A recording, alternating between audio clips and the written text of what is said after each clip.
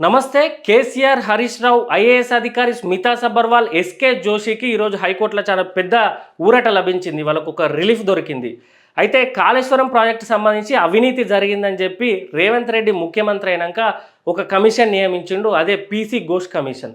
March 2024లో వాళ్ళు విచారణ జరిపించి దాని గురించి పూర్తిగా తెలుసుకొని పెద్ద రిపోర్టు రేవంత్ రెడ్డికి ఇచ్చిళ్ళు. 6000 పేజీల రిపోర్టు. అయితే దాన్ని సవాల్ చేస్తూ కేసీఆర్, హరీష్ రావు ఇంకా వాళ్ళ ఐఏఎస్ అధికారులు ఇద్దరు కలిసి మా హక్కులను భంగం కలిగిపిచ్చిళ్ళు, విచారణ సరిగ్గా జరగలేదు, మా వాదనల్ని వాళ్ళు కరెక్ట్గా రిప్రజెంట్ చేయలేదు, మా ఫండమెంటల్ రైట్స్ను వాళ్ళు భంగం కలిగిపిచ్చిళ్ళు, అదేవిధంగా మమ్మల్ని సాక్షులుగా పిలిచి మా మీద అవినీతి ఆరోపణలుగా చేసి ప్రజలల్లో మా పరువు నష్టం చేసిల్లని చెప్పి వాళ్ళు హైకోర్టులోకి వెళ్తే హైకోర్టు ఈరోజు కొట్టేసింది. దాంతో రేవంత్ రెడ్డి తలకాయ పట్టుకున్నాడు.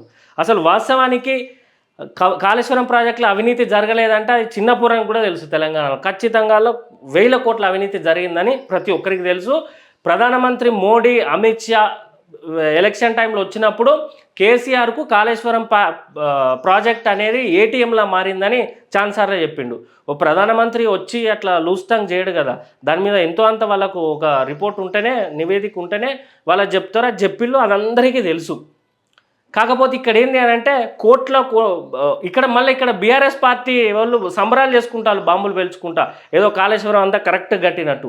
ఇక్కడ హైకోర్టు క్లియర్గా వాళ్ళ మీద చర్యలు తీసుకోకండి పీసీ ఘోష్ కమిషన్ ఆధారంగా అని మాత్రమే చెప్పింది. కానీ పీసీ ఘోష్ కమిషన్ నివేదిక తప్పని చెప్పి, రిపోర్టు తప్పని చెప్పి, నేషనల్ డ్యామ్ సేఫ్టీ అథారిటీ ఇచ్చిన రిపోర్టు తప్పని చెప్పి, వాళ్ళు చేసిన విచారణ సైంటిఫిక్ మెథడ్లో లేదని చెప్పి కానీ చెప్పలే. నివేదిక అంతా కరెక్టే, కానీ వీళ్ళు కొన్ని క్లాజులు ఉపయోగించుకొని మాకు చక్కగా విచారణ జరగలే, మాకు కరెక్ట్ నోటీసులు ఇవ్వాలి అని చెప్పి వీళ్ళు కోర్టులో ఆశ్రయిస్తే కోర్టు ఈ నివేదిక ఆధారంగా వీళ్ళ మీద ఏం చర్యలు తీసుకోవద్దన్నది అంతే. కానీ కాళేశ్వరం ప్రాజెక్టులో అవినీతి జరిగింది, దాన్ని వేరే విధంగా తీసుకుపోవడానికి రేవంత్ రెడ్డి మళ్ళీ ఏం ఆలోచించుతాడో ఇవన్నీ రేవంత్ రెడ్డి, కేసీఆర్ ఈ పక్కన పెట్టి దీన్ని నిజంగా సీరియస్ తీసుకోవాలంటే అది కేంద్ర ప్రభుత్వం సీరియస్ తీసుకోవాలి. కేంద్ర ప్రభుత్వం ఎప్పుడు సీరియస్ తీసుకుంటుంది? ఇప్పుడు 2.5 సంవత్సరాలు ఉన్నాయి ఇంకా ఎలక్షన్, కాబట్టి ఇప్పుడు రాదు. ఇంకొక ఎలక్షన్లో ఎప్పుడైతే సంవత్సరం ముందున్నది అన్నప్పుడు అప్పుడు వాళ్ళు ఫైళ్ళు చూస్తారన్నట్టు సెంట్రల్లో కూర్చొని, ఏంది వీళ్ళని ఎట్లా లాక్ చేయాలి, దేనికోసం లాక్ చేయాలంటే బీఆర్ఎస్ పార్టీని లొంగ తీసుకోవడం కోసం, బీఆర్ఎస్ పార్టీతోటి పొత్తు కుదిర్పించుకోవడం కోసం. వాళ్ళు డైరెక్ట్ మాతో మీతో వచ్చి పొత్తు కలిసి పోతామని వాళ్ళు అనరు. మీ అంతటా మీరు వచ్చి మాతో పొత్తు పెట్టుకునే విధంగా ఈ రిపోర్ట్ను తీసుకొని ఈ కేసును డీల్ చేస్తూ ఉంటారు. అది బీజేపీ గొప్పతనం అన్నట్టు. వాళ్ళు సిస్టంలో ఉన్న అన్ని ఫీల్డ్లను, డిపార్ట్మెంట్లను వాడుకొని ఆ విధంగా మలుచుకొని వాళ్ళు లబ్ధి పొందుతూ ఉంటారు.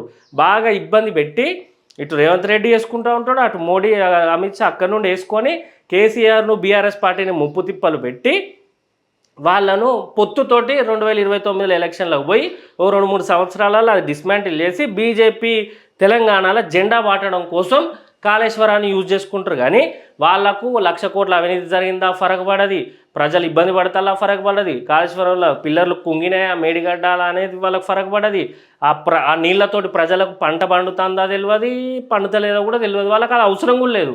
అట్లుంటాయి రాజకీయాలు.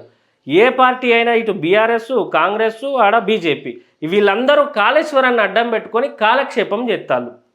నీళ్ళు వదులుడు పక్కకు పెడితే, అవినీతి పక్కన పెడితే ఇక్కడ ప్రజలకు సంబంధించిన ఏం లేవు. మనం ఉంటే టీవీ చూసుకుంటూ కూర్చుంటే తప్ప ఇక్కడ మనం చేసేది ఏం లేదు. వాళ్ళ ఆటల మనం బలి పశువులం అవుతాను. అది నిజంగా యూజ్ అవుతుందా కాదా, ఆ పిల్లర్లు కుంగిన పిల్లర్లను తక్కువ రిపేర్ చేసిండా లేదా, ఎన్ని రిపోర్ట్లు, కమిషన్లు, హైకోర్టులు ఇదే తిప్పుతూ ఉంటారు.